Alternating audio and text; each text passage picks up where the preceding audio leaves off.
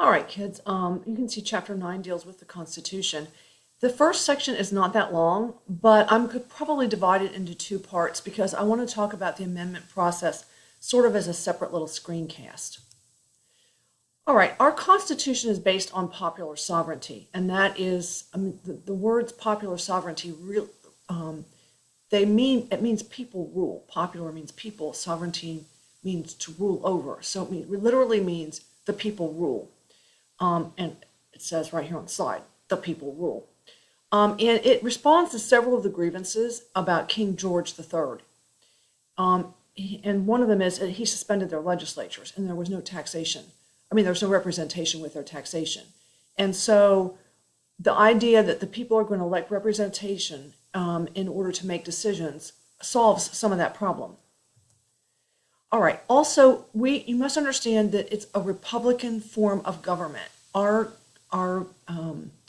Everyone says we have a democracy. Well, we do, but it's not a straight democracy. If we had a straight democracy, we would all have to stop whatever we're doing to vote on everything all the time. And I think I've said that before. So we don't do that. We have representatives instead who vote for us. Now, sometimes we don't like how they vote. And in that case, well, what's our alternative? Well, next time they're up for re-election, we can remember that we didn't like how they voted and we can vote them out. The trick here is you have to remember that you don't like how they voted.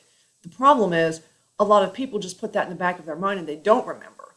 So it's kind of your job when you become a voter to keep track of that kind of thing. So I know that's kind of difficult and you don't want to be bothered with it. But if you're going to be effective as a voter and you're actually going to have some input, that's what you have to do. You have to pay attention to how these people are voting and say, well, did they actually represent me the last time or did they not? So we have a constitutional republic here, not a straight democracy. All right, we have limited government. This is another principle of government here that we have, limited government, which means that the government only has the powers that the people will give it. It also means that even government officials have to be responsive to the laws. However, if you've been paying any attention at all to this last presidential election, you see that the legal system is not equally applied to everyone. I want you to understand that that's true all the time. I think I said this in class before.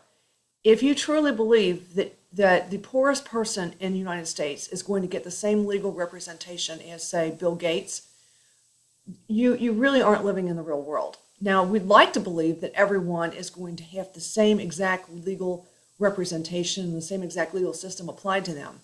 But in the real world, that isn't how it works. With major, huge things like murder or stealing or something like that, yes, by and large, all government officials have to obey the law just like the rest of us. If they cheat very big on their taxes and things like that, they're going to get caught. People have been caught. Government officials have been caught and sent to jail and things like this. But you have to understand that there are ways of getting around laws, and these people are mostly lawyers. And so they know the ways of getting around them. And I want you to understand also that I'm applying this criticism across the board to all government officials, not just one party.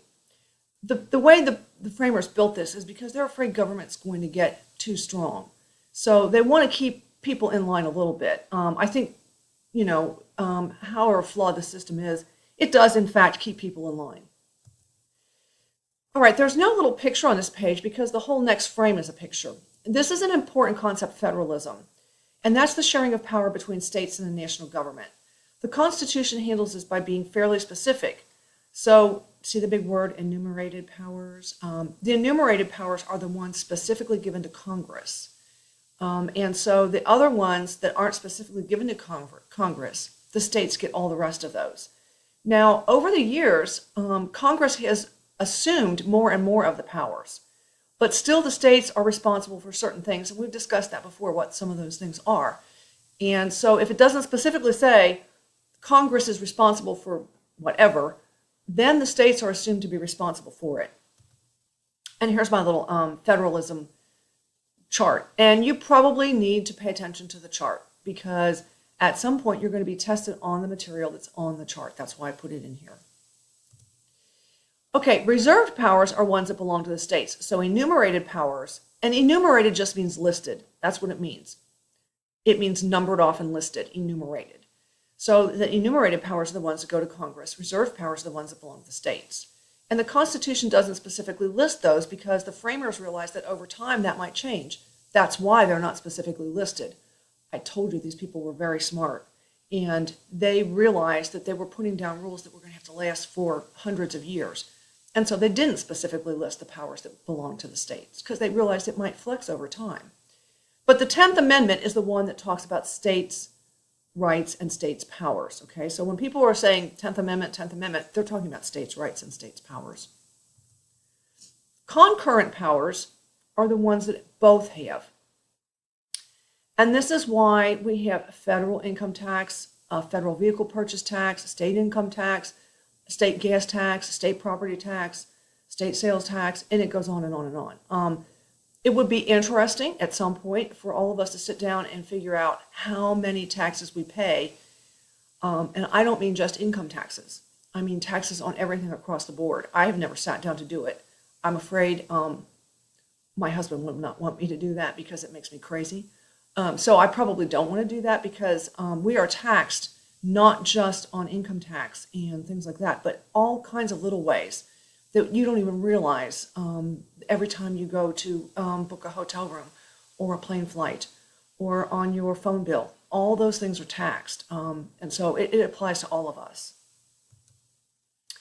All right, one of the other principles of government is separation of powers. And please remember Montesquieu. Montesquieu is the one who said this is a good thing.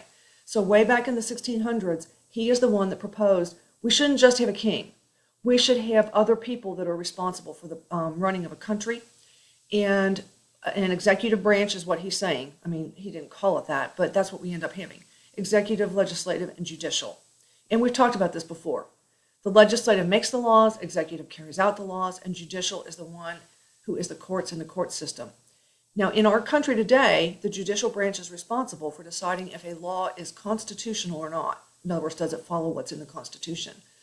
But it didn't start out that way, and we'll talk about how we got here, but just understand that the judicial, look, it looks almost like judges, is courts in the court system. All right, another principle of government is checks and balances. In this system, each branch of government, and again, I've talked about this before, each branch of government has ways it can check the powers of the other two. And that's how we get our balance of power. And you will need to know most of the basic ways that each branch can check the others. I mean, you know, the president can appoint his cabinet, but the Senate has to approve it. The House can bring impeachment proceedings, and then there's on the president, and then it has to go to an impeachment trial in the Senate. So there's ways that each branch has checks on the other branch. The legislative branch can pass a law, and the president can veto it and say, "I'm not signing it into law." If they don't like that and they want to override the veto, they can do that. And we'll talk about all of these things later. But you're going to have, I know this is not as much fun as studying Revolutionary War battles, but you're going to have a working idea of what these checks and balances are. Because honestly, most people on the street do not understand how this works, and therefore they don't see when there's being a mistake made. And so you need to not be those people. All right, another principle of government is individual rights, and these are seen in the 10 Amendments, the first 10 Amendments known as the Bill of Rights. At first, the Constitution didn't have this, and the Anti-Federalists insisted on them, and big states like New York and Virginia said, we're not signing. You know, you can go ahead and have your Constitution, but we're not signing on, and so you need to put the Bill of Rights in. And so those were put in, and since then, other amendments have been added. But it's hard to add amendments. They don't just come on there easily. And so it has been a long time since an amendment has been put on. If you ever hear of an amendment process being started and people voting on amendments, you need to pay attention because it has been a very long time since the Constitution has been amended. All right.